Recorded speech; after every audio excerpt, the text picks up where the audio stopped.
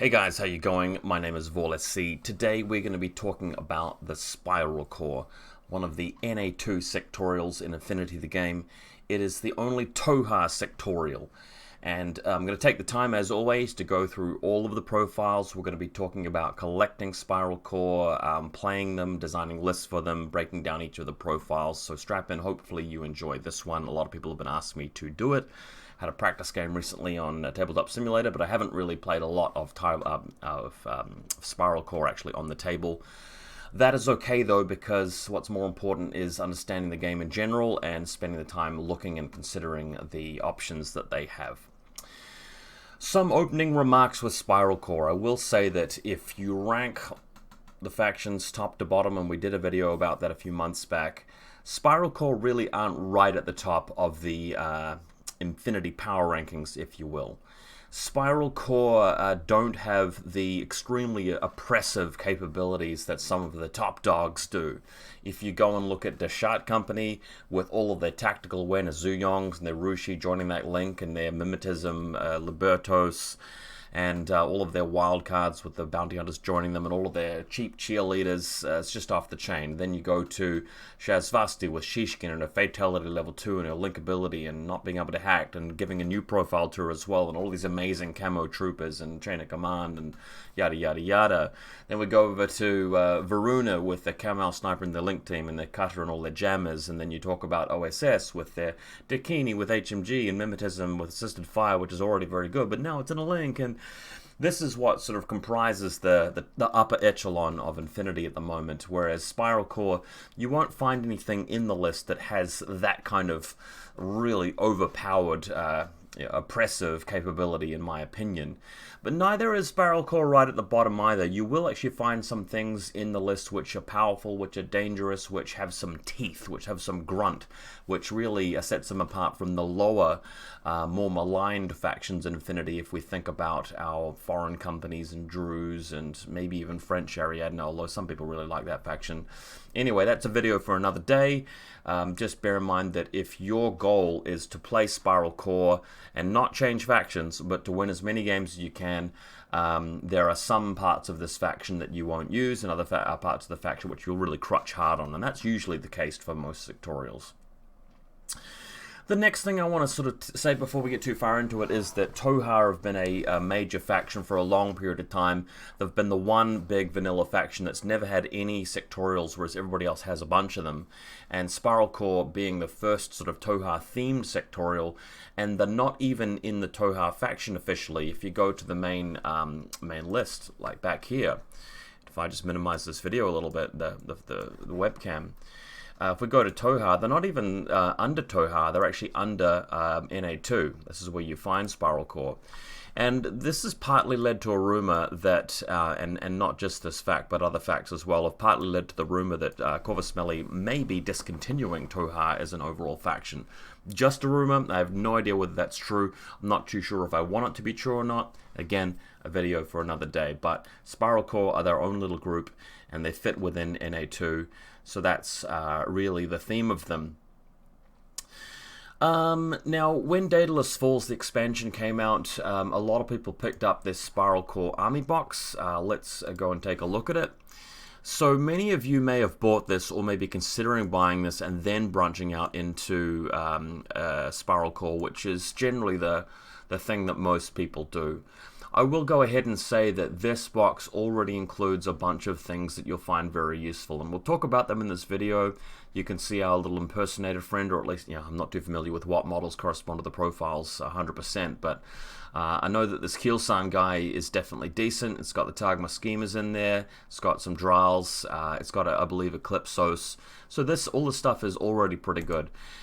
If you're thinking about what to add to that box, I feel like I'd be remiss if I didn't talk about that in this video, and I will say that a bit more as we go through the actual profiles, but I don't feel like you can really commit to this faction without grabbing the Chaksa servants, not so much the 3-point guys, but the auxiliaries, I meant to say. These are the really basic cheap cheerleaders who have the flamethrowers, and they're not remote, so they're very similar to Icadrons from Combined Army, but you can make them prone. However, they don't have flash pulses, but they do have sensor. and they still retain baggage. So these guys are going to need to be in so many of your lists on such a high frequency of the time that buying the box set, which includes these guys, is probably a good move after you've bought the Daedalus Falls box set. I should also point out that you're also fine to not pick up this special army pack and collect the faction anyway. That also works, because then you can go straight for the models that you need. The other pack that I think is really going to be essential if you're going to be playing a lot of Spiral Corps is the Helot militia. The box recently came out with a group of 4 of them, and the cool thing about that is that they're availability 3, and you may want to take 3 anyway, but also you can use the models you find in the box to be the decoys, because you take one of them and you deploy 3 decoys on the battlefield if you want to, or put them in limited camouflage state, also a really good option. So hopefully that's a bit of a guideline really for you if you're going to be starting from scratch with Spiral Corps. Now, on to the meat of the video, where we're going to be talking about the profiles, the units, whether they're good or bad, how to use them, that kind of general thing. And as always, traditionally, we're going to go left to right, and we're going to talk about it. So, Brawlers. Brawlers are a unit that have been around for a bit, and they're an NA2 staple. And the thing about Brawlers is that they are they're overcosted, is what I'm trying to say there. You've got good ballistic skill, bad willpower, so a bit like a Fusilier, but you've got a little bit more armor and BTS, and because of that extra armor and BTS, you're paying way more. You've also got the light shotgun combination, which is a little bit better than a combi rifle, but again, paying that additional 6 points above a Fusilier for that extra stuff really isn't worth it.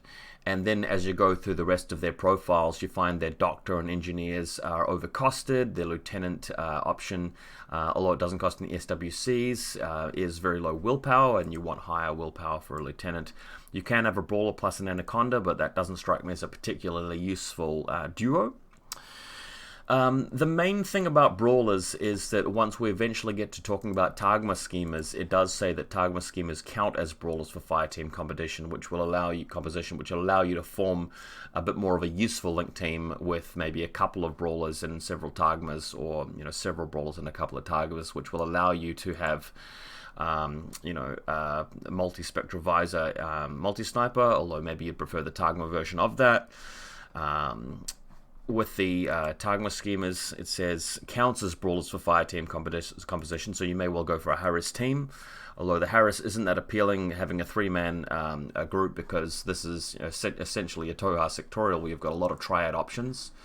So overall, I'm not going to be seeing myself play Brawlers if I play Spiral Corps a lot. Just because, again, there's so many other really good options. There are some good cheerleaders in the case of the Chaksa auxiliaries, which we'll talk about next. The multi-spectral visor is normally my Brawler pick. Like if I'm playing a Kaauri company, that's what I go for. But the Tagma schema allows you to play a viral sniper, MSV2, and you get all of the other goodies with them. You can have holo projector and that kind of thing, shock immunity.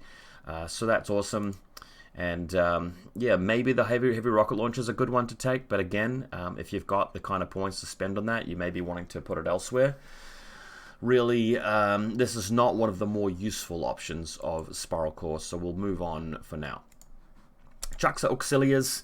I do want to point out the difference between the top profile here and the bottom one. It says special triad for these ones, and the availability is the same, so you may as well take a couple of special triad ones.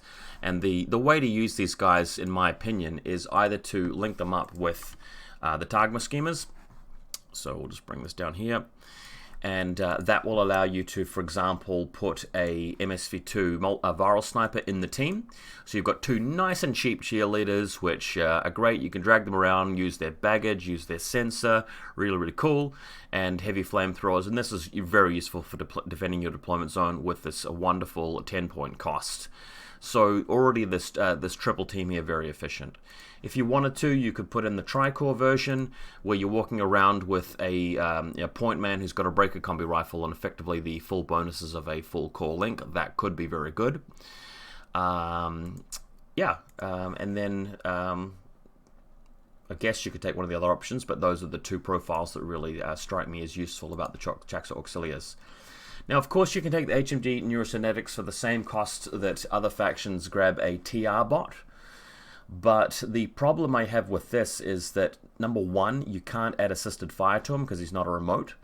And problem number two, neurocynetics is just nowhere near as good as total reaction, because the value of a total reaction bot is usually that he's good in the active turn with his HMG as well as the reactive turn. So I just really feel like it's just not a very efficient piece.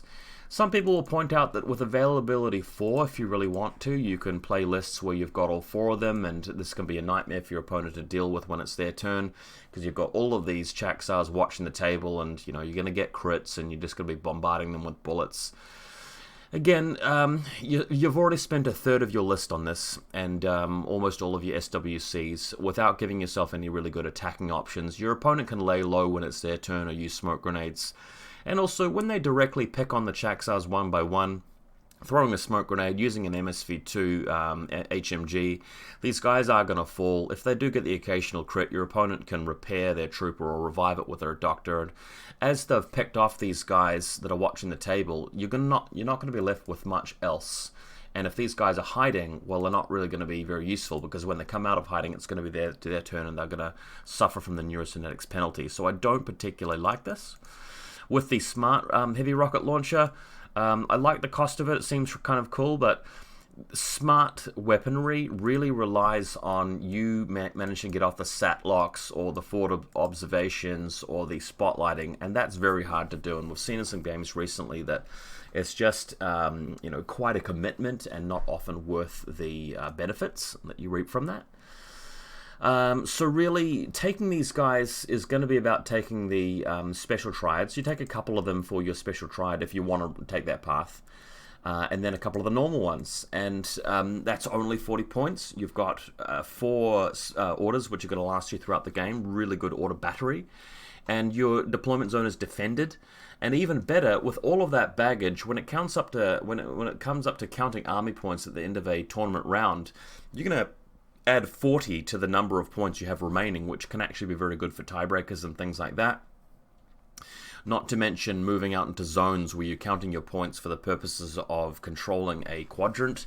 That's also really good. So that's one of the reasons why I said to buy the box set of Chaksa auxiliaries if you're going to go all in on Spiral Core. So these guys are a staple. Then we come over to Chaksa longarms, which are supposed to be similar, but people are talking about these being one of the worst units in infiNity the game, period. So let's investigate that and see if we can figure out why. So we asked the question, are these guys also cheerleaders? Well, not really, because the cheapest one comes in at 19 points. For that 19 points guy, you've got 2 pulsars instead of the heavy flamers. Not much of a difference. A contender, well, that's not particularly good in the active or reactive turn at Blister Skill 11. EM Grenade is nice, but this is a trooper that's just going to start in your deployment zone. There's no incentive to rush him out over to the other side of the battlefield and attack with him. Then as soon as you start plugging away with these other troopers, portable autocannon, missile launcher, Mark 12, I like the guns. Like the guns are serviceable here, but you're putting it on a ballistic skill 11 trooper with no camouflage or mimetism or MSV or X-Visor or anything useful to back that up, and it's not going in a link team. So if you're putting your guns onto a model that can't really fire them as well, you're really missing out on the opportunity to instead stack your guns into a Tagma Schema link team where everybody's getting bonuses. MSV2 there. I mean, even the Brawlers are going to be better than Chaksas because they're going to have that points efficiency. I can't believe I'm saying that about Brawlers, but still, compared to the Chaksas, that is the case. Or maybe you're depriving yourself of the chance to take more Draals and Kiel-Sans, as the case may be, or investing in something else big. Nema Satar obviously packs a bit of a punch with guns, heavy weapons. So the Chaksas are kind of fulfilling a role, but they're not the best option within your faction to do that. There's no model available for them yet, and hopefully that they prioritize other models other units that need models, because the Chaksa, there is the Fireteam Harris option I notice here. So Fireteam Harris option, we take that. Maybe we take the cheap guy, then we add a missile launcher or portable autocannon. It is a hefty investment though, and still that +1 burst is still just sitting there on a ballistic skill 11 guy who's really going to get trounced by anything that has ODD, TO camo, that kind of thing, or is hitting you through a smoke grenade with MSV2.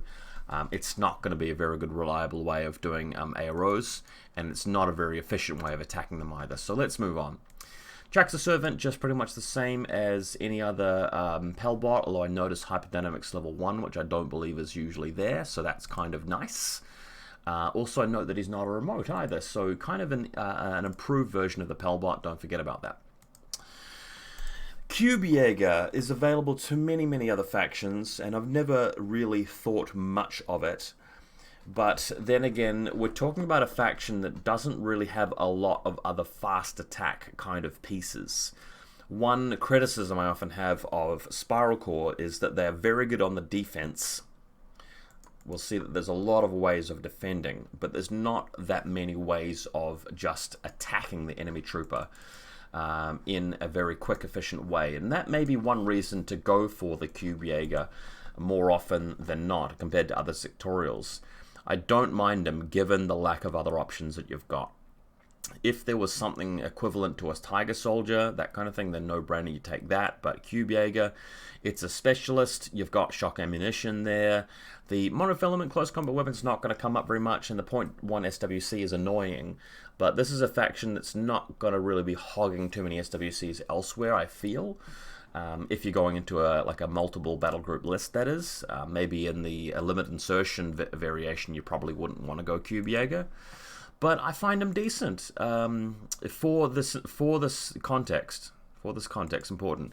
BS11, not great. Not having any other mods to work with. In no multi-spectral visors or camouflage kind of gear. Just one little submachine gun to land on maybe the side of the table and move in with. It's not spectacular, but if you've got the points for them and you're not going to be taking the impersonators or anything that's infiltrating, anything that can attack quickly, I think it probably would be worth it to grab this guy. Now, Drow Saboteurs. These guys do, I believe, come in the Spiral Corps box, and they are one of the highlights of this sectorial. And if you're going to be playing a lot of Spiral Corps, I think you do need to take these guys quite seriously because they've got a lot of rules going for them. Symbiote armor, first of all, means that they are going to be recipients of the symbiote mates or symbiote bombs. We'll come to talking that a bit more with the Keltar specialists. So right away, that's an ability which is going to be really useful. Symbiote mates got nerfed, but it's still very strong, and you need to be leveraging it if you want to do well with Spiral Corps. Ballista Skill 13 is decent, especially for a 30 to 40 point model. Otherwise, pretty good stats here. Armor 2 BTS 6, that's okay. They can make triads. Obviously, that's going to be good if you want to take all three of them, although we'll talk later about adding the Kiel-San to the Drows. But you may find yourself going for one of each profile, for example. So that's a big investment, 100 points. But for that investment, you've got that Stratus Cloud in there, which we'll talk about in a minute. You've already got a couple of mines out in the midfield, and you've got a plethora of guns to use. Great. Dodging, hyperdynamics, dodging on a 15, I love that. Multi-terrain, well, they're going to be able to move through their own dazers, because note that one of them can drop a dazer. The dazer may inhibit their own ability to deal arrows and so on, but having the dazer out in the midfield when it's your turn, when it's your opponent's turn to attack, that can really cripple their ability to get to grips with your army, and it's going to make your arrows all the more annoying for them to deal with. It's good that the specialists, so I like that. Stealth, very useful as well to get around jammers, which could be a problem out in the midfield. Jammers can be a bit of a problem for Tohaa because they don't have a lot of veteran troops. Note that there's no Krakot Renegade in this faction that you can take. The really interesting thing, though, is the access to the Stratus Cloud, and all of them have it. So let's just quickly read this together. This, again, if you're going to be a Drow user, as you should be with this sectorial, it's worth reading the Stratus Cloud page on the wiki quite carefully. So, low visibility and saturation zone, sort of meaning that the enemy's -3 to hit and the -1 burst as well. And you can start with it already deployed, or you can place it later on. That's quite important. Now, I do note that it says, while the Stratus Cloud state is active, the adversary must apply the effects of the low visibility and saturation zones on attacks performed by the Drow. The Drow Saboteur will not apply the Stratus Cloud effect, so the rolls it makes in the burst of its weapons are not modified by it, but any other troopers would be. So what we can really gain from that is that our Drow Mine Layer with AP Marksman Rifle is starting 20 inches out, or maybe 24 if it's one of the larger deployment zone missions. So it's going to quickly be in range of its AP Marksman, target. So say the enemy troopers have got, maybe they're playing a JSA Link with a Tanko, or Ikari with a Tanko in there, or maybe Varuna with an Orc Trooper, or just something big and beefy that you're trying to crack. You're shooting with BS-13, and you've got 3 dice for your AP Marksman Rifle, plus 1 burst for the Link team. So you've got 4 dice, BS-13s, range and cover will cancel. And your opponent is shooting back with -3 for the Stratus Cloud, and -1 burst for the Stratus Cloud as well. And you'll be sitting there possibly with a Symbiomate on you as well, from your Keltar. So the odds of cracking that really tough opponent, whether it's a tag or a heavy infantry missile launcher in a 5-man Link team, just something like that, really goes up and up and up, and makes this a very, very powerful unit for silencing things that can watch the table in your turn. I do note that will mean that you've got 100 points worth of guys generally left out in the middle of the table. They'll have their Stratus Cloud there, and maybe a Dazer, and maybe the mines laid out. But if your opponent has some little cheap things like Libertos and Hollow Echoes and Palbots that can just move through and detonate the mines, and guys that can get to grips with you like Ninja with multi-terrain, for example, moving and attacking you in close combat, these guys could be a bit of a liability and could be quite vulnerable to some of your opponent's tools out in the midfield. So you kind of want to be careful with them.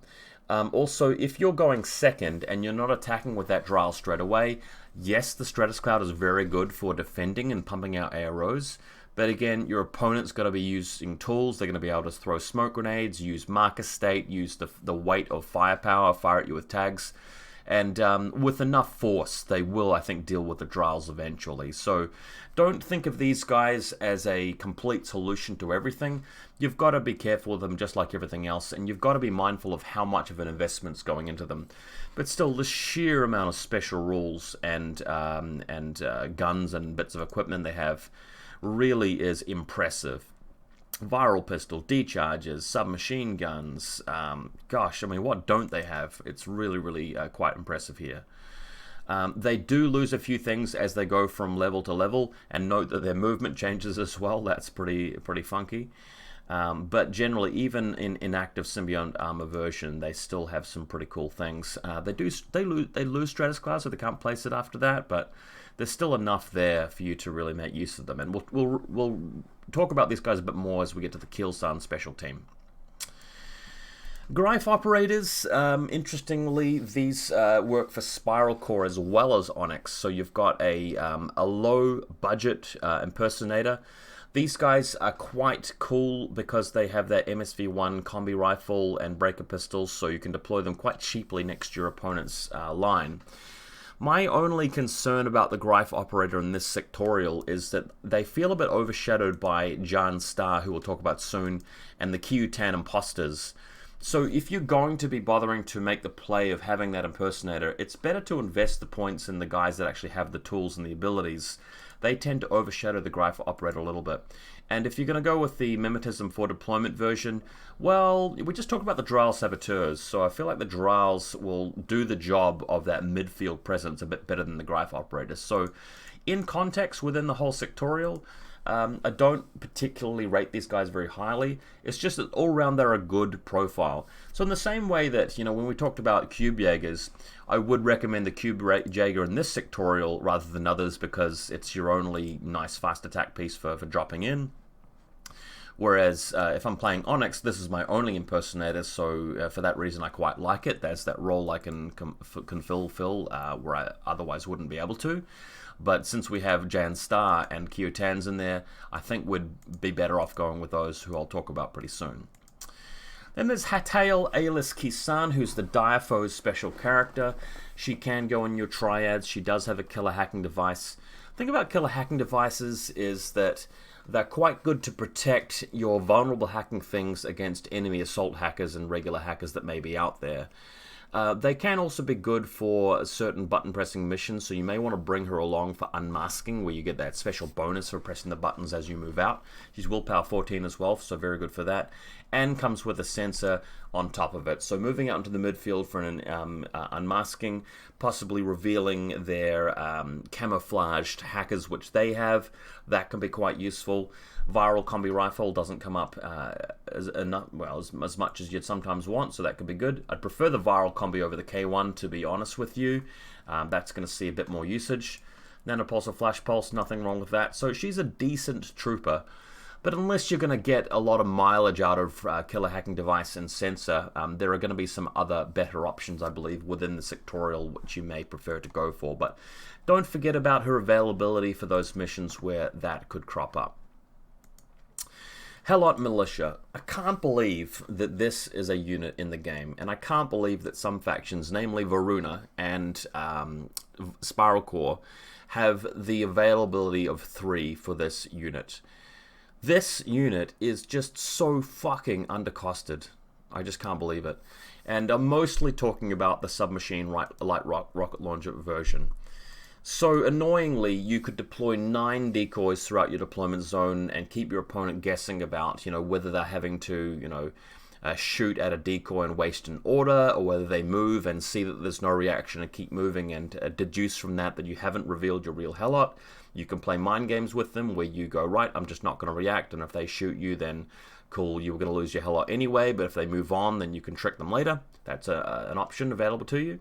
Or you can just reveal them there and then and just hope for the crit, since you've got 2 shots. I mean, for 9 points, if you get a crit with this guy, he's just going to run away with the situation and really give you a big advantage in the game. Note that light rocket launchers have fire ammunition as well, so they're going to have to take multiple saves. Submachine gun, of course, close range. You've got 3 shots with neurocynetics, and although these guys are irregular, you're just going to be repositioning with them a little bit anyway, and they're not units you're going to need to attack with. They just sit there and cover angles and just make it so annoying for your opponent to deal with you. I kind of like the idea of having a couple of them in decoy state and maybe one of them in marker state for limited camouflage. I also think that despite the 4th profile here being far and away the best profile, there's nothing wrong with mixing it up and taking a couple of those and 1 Red Fury, or a couple of them and 1 Shock Marksman Rifle, because your opponent's going to come to expect the light rocket launcher so much, they may be caught off guard when you suddenly hit them with 4 dice from the Red Fury, or a stun round from the multi-sniper, for example, out of the blue, or the Shock Marksman Rifle at a range they weren't expecting. So these guys are just sickening. I can't believe that they are so cheap. Note that if you're going to play limited insertion, and we'll talk later about the fact that limited insertion can be a pretty good way of playing Spiral Core, if you're going that route, these guys are going to take up too many slots, and that's when you probably wouldn't want to take them. But I feel like playing Spiral Core is going to be about taking a list with maybe 14 to 16 models in it, or maybe even 13 to 14 models in it, keeping it down to a smaller second group, and just having a second group with a bunch of Helots in it, and maybe 1 specialist or 1 repositionable ARO piece, and then getting group 1 to do most of the work. Can't believe these guys. They really need a points increase on the 4th profile here with the SMG, but as we know, SMGs tend to make everything less expensive. Alright, Jan Star is the imposter. He's the impersonator, which came out with the Defiance Kickstarter. And he's directly comparable to the existing Kiutan imposter. Now, the whole imposter thing is that they have inferior impersonation, so you discover them once, they're revealed. Whereas specular killers and fides have to be discovered twice, and of course, initially discovering the higher version of impersonation means that you're at -6, you're not -6 against these guys. But the crucial thing is that you still get to deploy anywhere on the table. You have to make a roll if you want to be in their deployment zone. It's only willpower 13, unfortunately. But a lot of the time, you're going to be trying to take first turn. You're going to be deploying Jan or the Kiutan right next to the deployment zone. You make a move. If you get discovered, well, nothing happens to you, and then you can attack. So, looking through it, symbiote armor. So this is pretty sickening because you can move in there with a symbio bomb or a symbio mate, and you're already making use of that attachment by getting into the fight straight away. So your Keltar is going to get value immediately with the symbio mates, symbio bombs kind of thing. So that's really, really impressive right off the bat. And also allows you to move somewhere, get discovered, move somewhere else, and get the symbiote mate knocked off you. Keep moving, maybe you lose your symbiote armor, and then attack. So the threat range of pushing into your opponent's territory and getting a kill on the lieutenant is massive. So if you know who the lieutenant is, and if they've deployed... Let's say you're going first... You deploy your army except for the reserve trooper, they deploy their army and they put their lieutenant somewhere, and then you put the Kiutan out, you can go straight for it and kill it. So opponents of Spiral Core might be wanting to keep their lieutenant as a reserve trooper for exactly that reason. Yeah, pretty menacing. So the Kiutan comes with a combi or an SMG. I kind of like the SMG version. For an extra SWC you can have the E-Mauler in there as well. Very, very useful for ambushing tags. Viral pistol is also nice. Note that unlike the Fide and the Speculo Killer, these guys are pretty weak in close combat. Only CC 15, so it's better to move in and use their short-range guns. But then when we go over to Jan, you can spend an extra, what, 1 or 2 points? Oh, okay, it's a bit more than that. Alright, so if we compare him to the Combi Rifle version, you're spending an extra SWC and an extra point. And for that, you're swapping the combi for light shotgun anti-personnel mines. I'm fine with that because you're deploying straight right to the next to them anyway.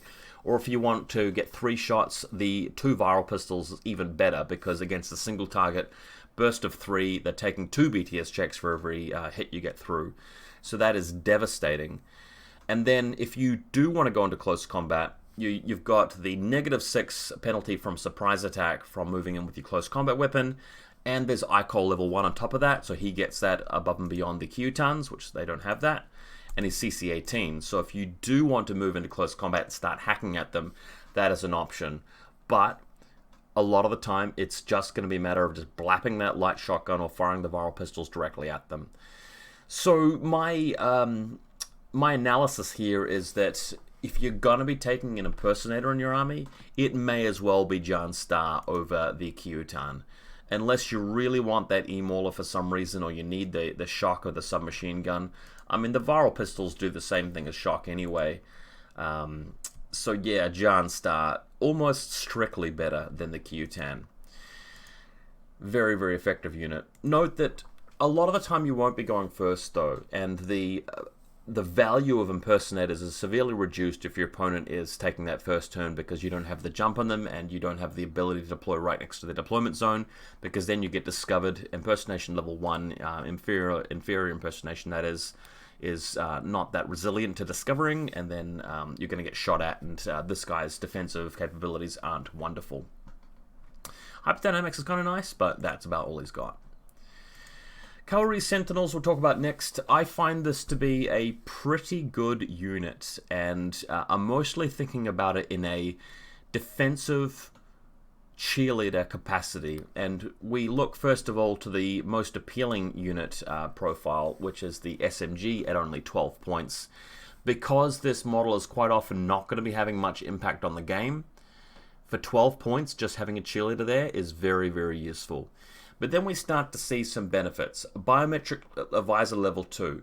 For opponents who are going to be deploying their impersonators right next to your deployment zone and not getting first turn, or if they are moving through to assassinate your lieutenant and they are doing that with first turn, and you have a random Kaauri Sentinel hanging nearby, well, they move close to him, he can delay, they move past him, Biometric Advisor level 2 with the Discover, short range, you've got Willpower 13, very, very useful suddenly. Sixth Sense level 2 with 2 nanopulses, again very, very good. Your opponent's trying to get the jump on you, moving past you, using stealth, that kind of thing. You've got Sixth Sense level 2 to prevent that, you're delaying until they come around the corner, you blap them with the nanopulsar, again extremely useful. Happen to be up against an avatar, you've got the Nullifier to plonk down, that gets rid of his ability to sepsitrize as far as I recall. It's not going to make too much difference with hacking because most of your army is going to be unhackable. But if you're going to be playing that Anaconda or your Kiel-San, who is hackable, well, that Nullifier might be really, really, really useful there, because you're not going to be doing much hacking of your own. chances are you're not going to be needing to put up assisted fire and make hacking attacks and control jump, that kind of thing. It's not going to be happening with a Tohaa Sectorial like this. So the nullifier could prove to be very useful. Then when we come to the other more expensive profiles, I don't quite like these as much because you're having to fork out way more points for them, and this unit is usually just providing a defensive, cheerleading role where it's not going to impact the game very much, and having to spend that many points for it is not that appealing. The Nimbus Sphere, though, or the First Aid, that's where you're getting your points. I just question whether spending that additional 5 points, I know it may not sound like very much, but whether it's useful to have that tech above and beyond just grabbing an extra war corps or diplomatic delegate who can actually provide a little bit of utility on the battlefield. So be very careful about forking out for these more expensive profiles. Even the sniper, 6 Edge level 2 seems good because you ignore the smoke penalty when they're shooting you through that. But you've just got a BS11. The MSV one's nice for the being a sniper, but you're still going to lose in the reactive turn against any dedicated, HMGs just blasting you if you're trying to use this as a defensive piece. It can be nice defending the back air deployment zone against drop troopers, stuff like that. But still, my pick of the bunch is the SMG. Boarding shotgun for an extra 3 points. Again, you need to be closer to the enemy line to be able to do that, to be able to use the boarding shotgun effectively, and you miss out on the double nanopulsar, which is terrible. So SMG 2 nanopulsars nullifier really is my pick of the Kaauri Sentinel profiles. Keltars, once again, we know about this unit from Tohaa. It's too good not to take. I really feel that you should, at least at minimum, every list take this guy over here, the chain of command with light shotgun, 2 symbiomates. If you prefer a bit more of an aggressive playstyle, you can trade that out for the symbio bombs version, which is a bit less expensive. But you're losing the ability to pile the synergy and the benefits into your attacking heavy lifting troops. Symbio bombs still very, very good. And the other thing you miss out on if you go for symbio bombs is the chain of command. And chain of command basically means that you can have a pretty safe lieutenant and the chain of command sitting somewhere else, and you're very unlikely to lose your lieutenant during a game. I find that very, very strong. So, yeah, Keltar Specialist, grab the light shotgun. You don't really need the combi rifle profile, so better to save your 4 or 5 points on that, or 5 points as the case turns out to be, because this is not going to be an attacking unit. You're not going to be needing to go and move some with it. And if they're going to assassinate him, he's going to be in a corner on your back line, so they're going to be coming up close to assassinate him. So the light shotgun's better for the defense there anyway. And even if you are shooting long range, the flash pulse is going to be more effective than the combi rifle anyway, because you've got higher whip. So there you go. Light shotgun is the profile to go for. Kregel Preceptors. I really, really like these guys, and they are available in one. You've got a few different profiles to go for. I personally prefer the Surda symbiobeats rather than the mutans, and that is because they are a little bit cheaper, but also because the mutans, you're not going to be doing too much running and gunning with them and shooting with the contenders because their ballistic skill is quite low. You've got other troops which are going to be doing that. Instead, what you're going to be wanting to do is to move aggressively, use super jump to get into close combat, and use his dogged ability to really expend him like a bullet. And having CC 22, physical 15, is a much better way of expending these guys, getting them to close combat than with the mutans contenders, in my opinion. So you're moving out, you're throwing your smoke grenades, you're using super jump to get on top of buildings and just land them in places. And if you're aggressive with your Kregel, then you might get into spots where the Surda moves into close combat and you're ready to shoot him. Your opponent has to decide whether to dodge or whatnot. And you can do a combination of hitting with the SMG plus the Pulsar, or the SMG. Well, I don't think you can attack with close combat and shooting, but there's always the option of just throwing the smoke grenade first, then moving in and CCing them. And you may even be able to get them both into close combat and get the double whammy there, which is quite powerful. Surdas and mutans. Okay, so the Surda has higher physical and it has hyperdynamics, so you're dodging on an 18, whereas the mutant's dodging on a 14. That's another big difference. So getting a trooper which is potentially more useful for cheaper is my way of going. There's always going to be the argument there about the two contenders, but I just don't really like it with just ballistic skill 11, I'm sorry. Then there's a question of taking one Surta Symbio Beast or two. You're paying a full 8 points extra for that, and I feel like even though the extra 8 points is nice, it's still a bit much. It's possible to lose your Kerail if you're really unlucky, and then both beasts are gone, so it's a bit of a liability. Yes, it's nice to be able to mash them both into close combat, but they've got a pretty big footprint. I just don't know. What you can do is have the Kerail move out with a Symbio Mate, which makes him much more resilient. He's going to be able to throw smoke grenades and things down, and they're very quick at getting across the battlefield. So if you like going all in and spending a lot of orders and getting a really good Alpha Strike attack, then by all means take the second one. But I feel like only the first one's going to be needed, especially since some games you're going to choose not to move out, and you're going to attack with the Drals or the Impersonators instead, because you're looking at the battlefield and deciding, well, which tool do I use? Do I use the Kerail? Do I use the Impersonator? Do I use the Drals? And then you select one. And if you don't select the Kerail, but you invested the extra points in the Surta Symbio Beasts, and the extra Surta Symbio Beasts, well, that's an extra 8 points that you kind of spent a bit unwisely there. The other thing too is that sometimes throughout the entire game they're just going to sit there being useful grenade dispensers for the smoke grenades, and you're going to be stacking that with your Targma Schema with Viral Sniper, and that's going to need the smoke grenades to move out first before you actually go blast them with the Viral Sniper, unless of course you're taking the Kregel with the smoke light grenade launcher, which you may not. We'll talk about the Kregel soon, but you may or not actually want them in your lists. And if you don't have them, well, having a Kerail Preceptor there, just a basic 20-point guy, allows you to have a pretty reliable smoke dispenser there ready to use. So I quite like that. So we talked about Q-Tans. Let's move on to the Kosuls, Assault Pioneers. The thing about this guy is you're paying the points to have the existence, usually, of a engineer in your list, since 2 of the profiles are engineers. If you don't, then it's the Mine Layer version, and 25 points for a Mine Layer guy, symbiote armor and everything, K1 combi rifle. I don't know. There are other things which can get the mines out in the battlefield, like the Drals, for example. So just having this guy sitting in deployment zone with anti-personnel mines, 25 points, not being a specialist, I'm not super sold on it. You might like it. I don't really feel the appeal of that particular profile. Then there's the other 2 where you're really shelling out points for him being an engineer.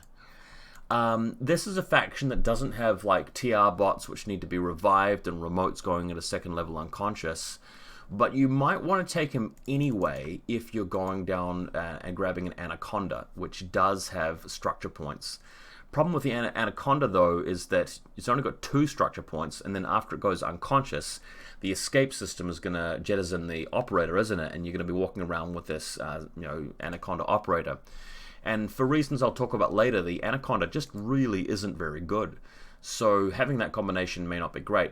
The other thing as well is you have access to this Monstrucker, and if you just desperately need an engineer and that's all you want, taking the 13-point SMG's Monstrucker is probably the way to go. So you're going to have to come up with some more reasons why the Kosul needs to be into your list if you're going to bother with him.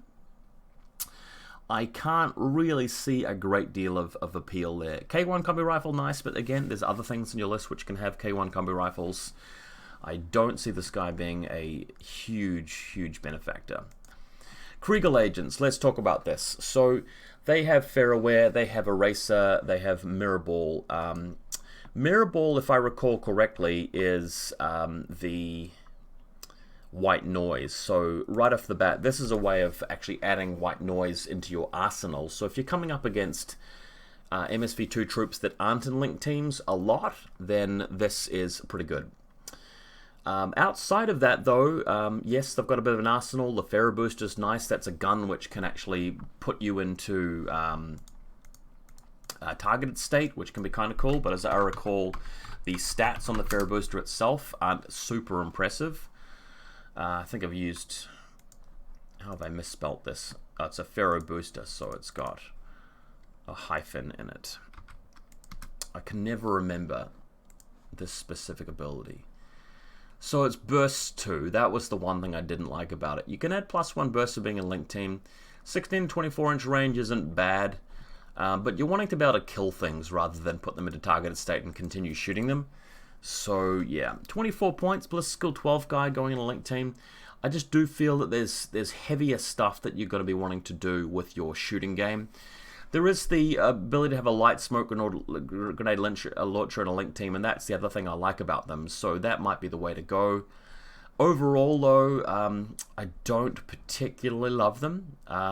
There is a racer as well.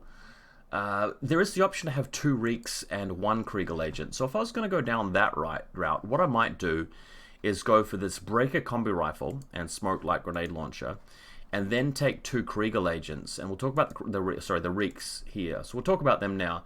You can take 2 really cheap guys, which I like, because then you're having some utility in your list where you've got this triad which can move out with a light smoke grenade launcher, and you've got the mirror ball there as well.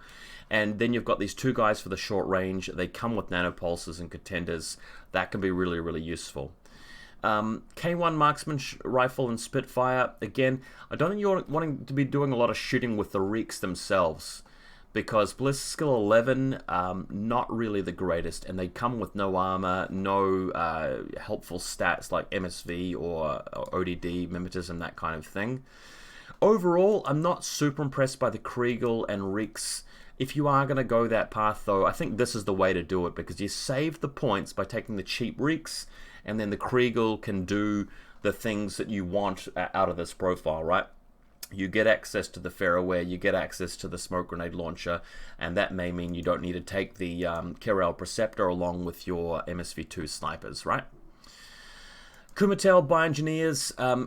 Again, if you want an engineer on your list, because maybe you have an Anaconda or something like that, but also you want a doctor because you want to revive troopers that fall unconscious, like your Tagma Schema and that kind of thing, the Kumail may be the way to go. Also, in missions these days like countermeasures, you're going to be wanting to complete some objectives with the engineer and doctor, so that is where naturally you're going to be wanting to bring the Kumail in. So you bring the Kumail in, maybe you throw in one of these Chaksa servants as well. You leave it at that. You don't necessarily have to put it into a triad. If you really are going to be putting it into triad, I mean, what would you put it into? The Tagma Schemas, I believe, could go in there as well. So if you drop the Chaksa servant, the Kumail can go along with the Tagma. Just correct me if for some reason you can't add the Tagmas into the same kind of triad, but it says Fireteam triad right there. So maybe you have the Lieutenant Viral Sniper in there and the Tricor, for example, and that way you've got a doctor to revive your Viral Sniper. The Tricor is going to add the Fireteam core stat to the Viral Sniper itself. Maybe elsewhere you've got the Kregel agent with a smoke grenade launcher and a couple of Reeks to add their smoke, or instead perhaps we're putting the corral out there after all, and you've got a really nice solid defensive bunker there, which is very, very good. Tagma, by the way, has shock immunity, so the doctor more able to revive it. So that's the kind of role that I'd play the Kumail in. And yeah, I mean, don't forget the doctor is the engineer is good for removing isolated state as well, for example, so people that run into jammers, that kind of thing, can still be kind of helpful. Monstruckers, we talked about this shortly ago. If there's any reason to take an engineer in the army for the sake of it, you'd want to go for the Monstrucker. The other 2 profiles, too expensive, and the submachine guy still comes with the EM grenades. Really just a fantastic unit, and I can't believe that this is available to so many different factions. It really is strong. Where are we up to next? Talked about the Reeks, the Rasail boarding team. So these guys, anything that has symbiote armor tends to be good. You can have the symbiote mate or the symbiote bomb as you prefer. I've played enough Shishkin in my time to tell you that the nanoscreen is really, really worth its weight in gold, because it allows you to move across the battlefield efficiently without having to hug cover and come up corners, which makes your push a lot slower. And in your reactive turn, they can't get the jump on you. You're always +3. That can be really, really good. Downside of this unit, though, is that it's a model that's just going to sit there in your deployment zone with either a Spitfire or a Viral Combi a lot of the time, and you're going to move across the battlefield, and you're not going to be in a link team, and you're just going to be trying to get into range of things that it can shoot. Yes, maybe it's a good alpha strike with the symbiote mate as you're walking across the battlefield, plugging away at them with your Ballistic Skill 12 or Spitfire, but I feel like it's going to run into trouble with your enemy TO snipers coming out of nowhere, or your missile launcher link team with just locking down the table, or coming around corners and just running into things like jammers and flamethrowers and things like that. So this guy overall, if you just look at his stats purely, The stats and the abilities, all the shotguns and Chaksa peripherals in there, having mimetism, flamethrowers. On paper it looks very good, but the kind of role you're going to be wanting to fulfill with your Hatail, I think is better left to the Drals and the impersonators and the guys that are really going to pack a lot of punch really quickly and get it to the point in the battlefield where they need to straight away. Tagma schemas we've already talked about a fair bit. Again, this is another staple of Spiral Corps because they don't have as many profiles in the actual Tohaa faction as far as I can recall. I like that Holo Projector level 1 can fool your opponent into thinking you don't have counterintelligence, or that they can't figure out where your lieutenant is, or even that you are placing a Tagma on the table and they don't know which profile it really is because of Holo Projector level 1. You could have a Tricorps pretending to be a MSV2 sniper, and then your opponent finds out later that you've actually got a full Tricorps bonus. Or the other way around, you're putting a Tricorps on the table, making your opponent think you've got that bonus, but it's actually a viral sniper, that kind of thing. The lieutenant option's great, because you're going to have a Keltar there to provide the chain of command almost all of the time. Counterintelligence, of course, cool. This faction definitely needs it, because you're usually going to have one group with the attacking stuff, then a smaller group with all of the Helots in it. Shock immunity allows you to take that hit and doctor it back up with your Kumail, which I quite like. We talked about that as well. So really, really good. The white hacking device I don't think it is as useful. This Tagma schema profile, you're most often going to be grabbing either the sniper or the Tricorps. Those are my two standout loadouts, I think, for this. So again, we've got the ability to have one of these guys plus the two auxiliaries, or go in with the Brawlers. My recommendation would be to put one Tagma with the two auxiliaries, or make a basic triad team again with the Kumail and this guy, and then either the Kosul or whatever else you can find.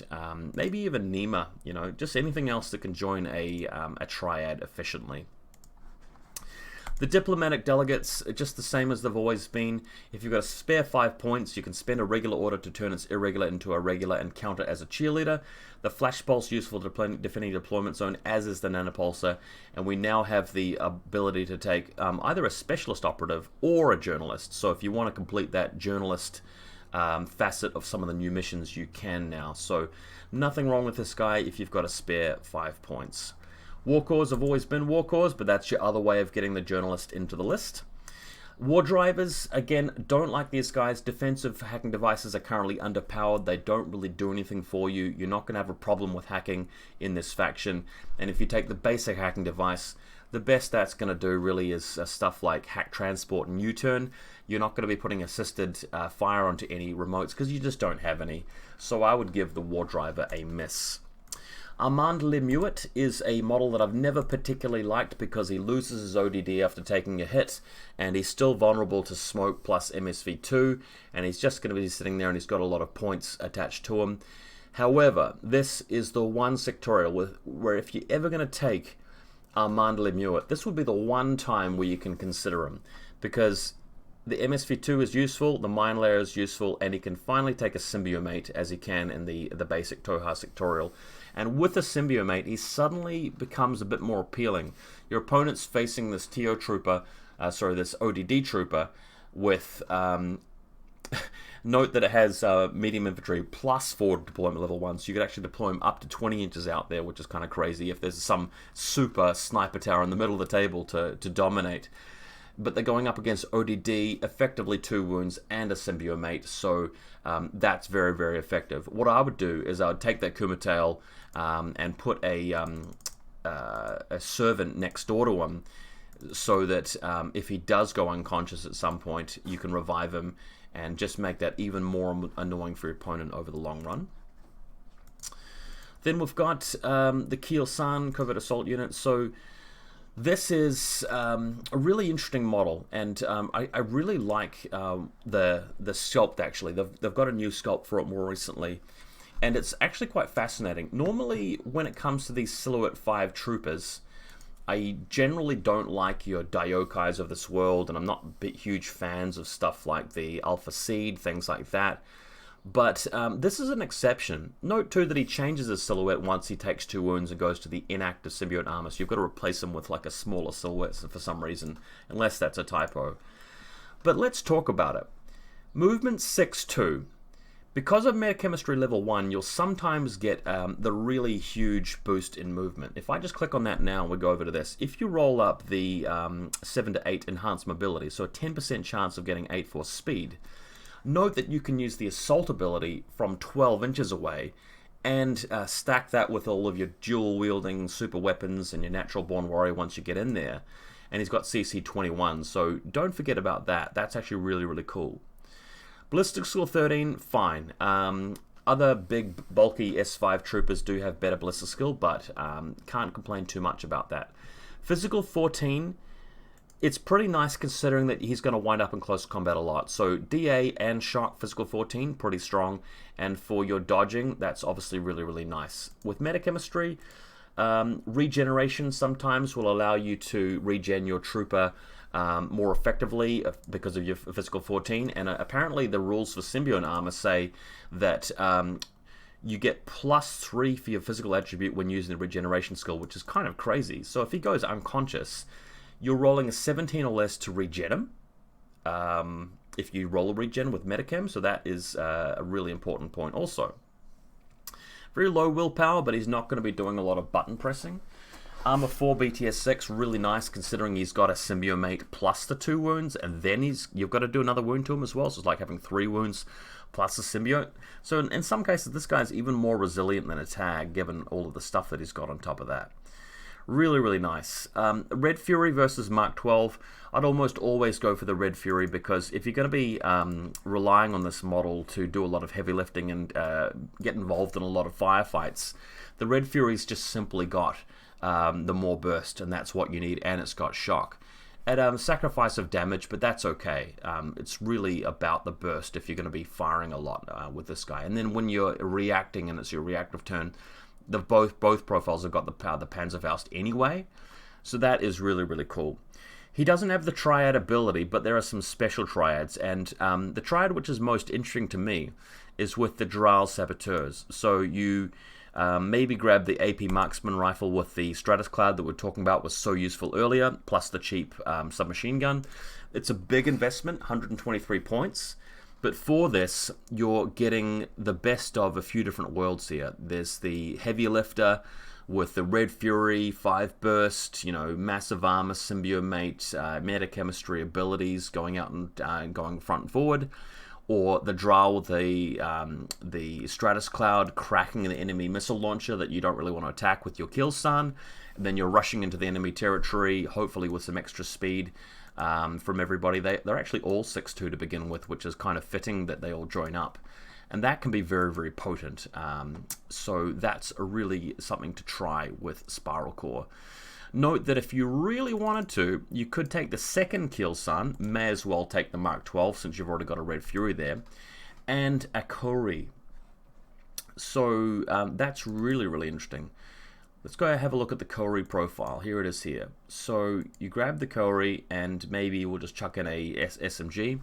Or even, since you've got shock on the Red Fury, we'll grab the boarding shotgun or something like that. Bringing the Kaauri along with them means that he can drop the nullifier once you come close to where their hackers are going to be. So that helps to prevent these guys from being hacked when you're attacking. It's still very expensive, but notably slightly less expensive than 2 Drals, which is kind of crazy. And the sheer amount of damage these two can soak up, what you can do is take one Keltar, chain of command, you put the symbiomates on each of the Kiel-Sans, and then you just drive up the board. Note that the Kiel-Sans don't have forward deployment, so where the Drals are able to deploy halfway up the table and the Kiel-San is just lagging behind them, the Kaauri plus the Kiel-Sans are forming this unit near your deployment zone and pushing out and attacking them that way. So I really find this fascinating.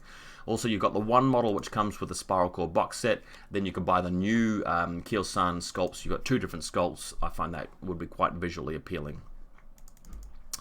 Nearly there. So Nema. Nema. Okay, so being your lieutenant is nice because you get an additional command token.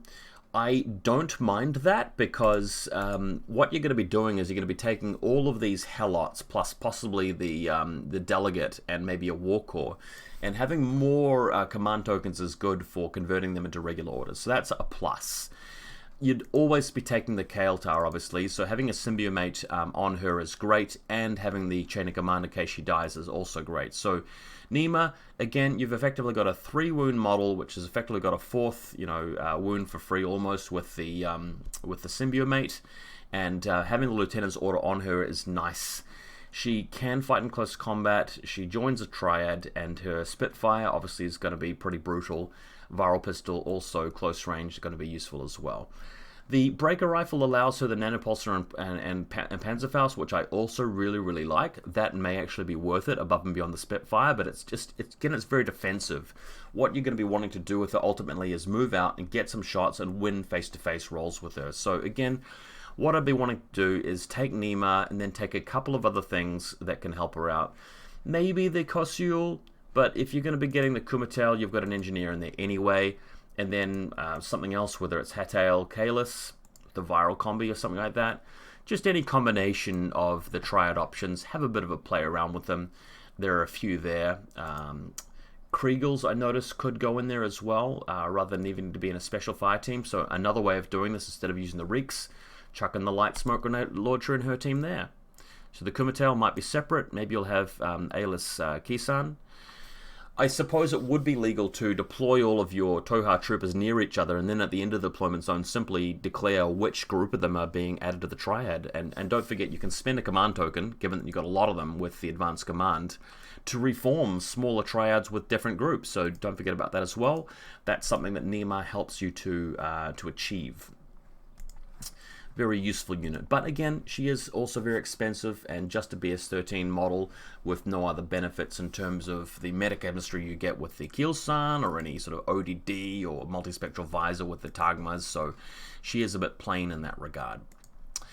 Anacondas, I've always said that these guys are one of the worst units in the game. I really hate the Anaconda because it's only got 2 structure points and only armor 6, but you still spend a ton of points on it. And the Anaconda operator gets thrown somewhere with just a Spitfire and 1 wound with 1 armor after you lose the tag. So I really hate the tag. I really do not like it. Having said that, sometimes you're still going to need to take it if you're trying to get a lot of points in a mission where you need the bonuses from the tag, like Show of Force, Deadly Dance, that kind of thing. You can get a little bit of mileage out of it with your engineers, I suppose. It's good that it has an HMG. One of the weaknesses of the Sectorial is that you don't really have any aggressive HMGs anywhere. When we go and talk about the Chaksas, no HMG. When we talk about the auxiliaries, yes, you have an HMG, but it's neurocynetics. You can't attack with it. So getting that long-range burst 4 or burst 5 in the active turn doesn't really come up, which is why you have to rely on these, Mark 12s and Spitfires and Red Furies. And grouped up sniper rifles and linked teams, whereas the Anaconda is one way to get an HMG in there reliably. So if you really want that HMG, tactical awareness, BS13 guy running around with fatality level 2, so a damage 16 HMG, that's what you're going to be going with, but this model is going to be disappointing so much because of the armor 6, 2 structure points, and still being hackable, only BTS 6. I don't really recommend building a lot of lists around it unless you absolutely have to. Clipsos, on the other hand, are one of the cheapest TO camo troopers in the game, if not the cheapest TO camo trooper, and you get the beautifully priced Forward Observer with anti-personnel mines. What more could you want? It's infiltrating, TO camo, marker state, hidden deployment, anti-personnel mines, Forward Observer, willpower 13, multi-terrain, all for a 25-point model, and you can take 2 of them. So I would be taking 2 of them a lot of the time. In a limited insertion list, maybe only 1 of them. As for the other profiles, you can take a sneaky mine layer, which isn't hidden deployment, while you have a camo marker out in the field, which your opponent doesn't know what it is, because there's no nearby mine layer, so you can pretend that it's an Egao unit, for example. So that's quite fun. The sniper's nice, but it's not a multi-sniper, and it's only ballistical 11, even worse. Not great. Nimbus plus grenades, again. You've got your Stratus Clouds and things for that kind of job. You may as well be using this guy for the button pressing utility, and for that it is really good at the job, and always has been since Tohaa's been around. Lastly, the Egao unit. I love the model for the Egao, and it's just a shame that this model is not a specialist, because midfield presence, I love it. Camouflage, infiltration, multi-terrain, ICOL level 1, a close combat beast with CC22, martial arts level 3, camo state for the surprise attack, and ICOL level 1. You're beating up ninjas left and right, and you've got guns as well, which ninjas don't have.